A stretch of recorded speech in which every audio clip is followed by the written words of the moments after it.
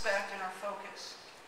Now, if we give them that focus, these companies are going to tell us a tremendous lot about where the technology markets are going.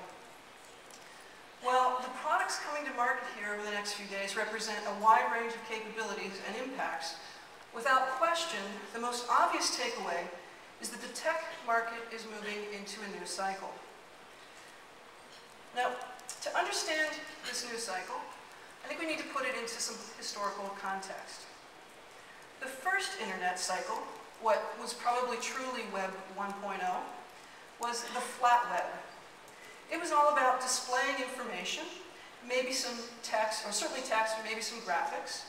It was about publishing and informing, and about information discovery.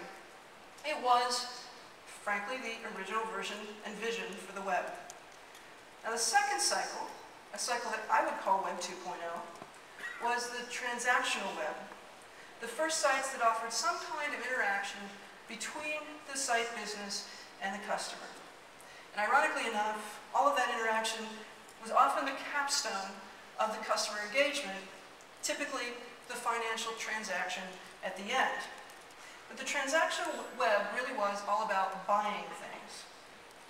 The third cycle, what is popularly called Web 2.0, is the social web, where content and context and consumers combine to create a user-driven experience.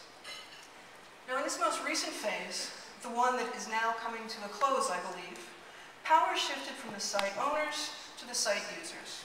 And for better or ill, we all found our voice. Now, this coming fourth cycle is built on that foundation. But before I talk about where we're going, I hope you indulge me to emphasize where we've been. You see, Web 2.0 really isn't about a set of technologies so much as it is about a set of values. It's been about sites and businesses developed on open source and open APIs. It's about capital efficiency in companies and viral growth and the gestalt of free. These values inflated a hype bubble, but not an economic one, I think.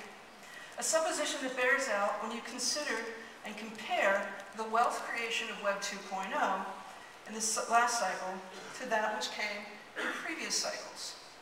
Simply put, there really aren't a lot of Web 2.0 millionaires, and certainly not by comparison to the organizations and the entrepreneurs that grew up and grew rich in previous cycles.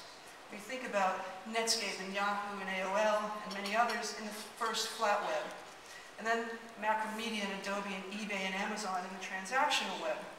In fact, the transactional web, frankly, the .com era, well, it spawned more millionaires than a tank full of guppies. But Web 2.0, it's really been more about notoriety and more about fame in this cycle, but not so much about wealth creation. And I'd argue that the fundamental difference is that this time, this next cycle, will be about creating real market value.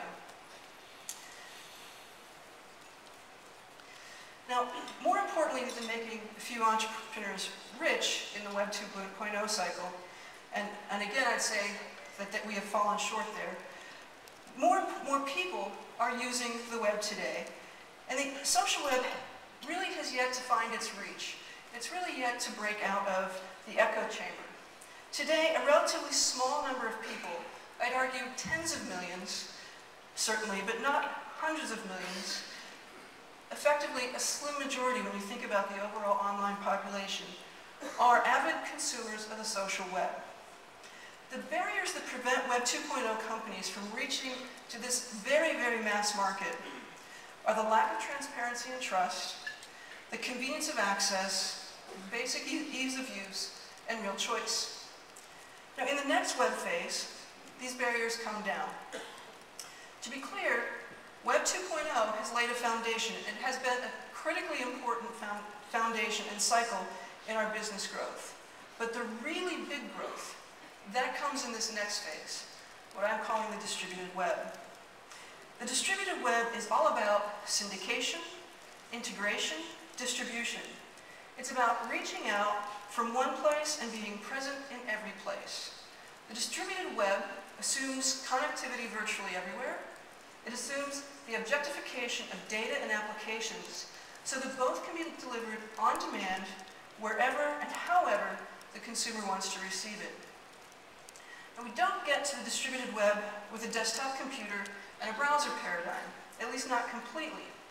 The distributed web depends on devices and protocols and tiered networks, both physical and conceptual. It's the network of computers and it's the network of things.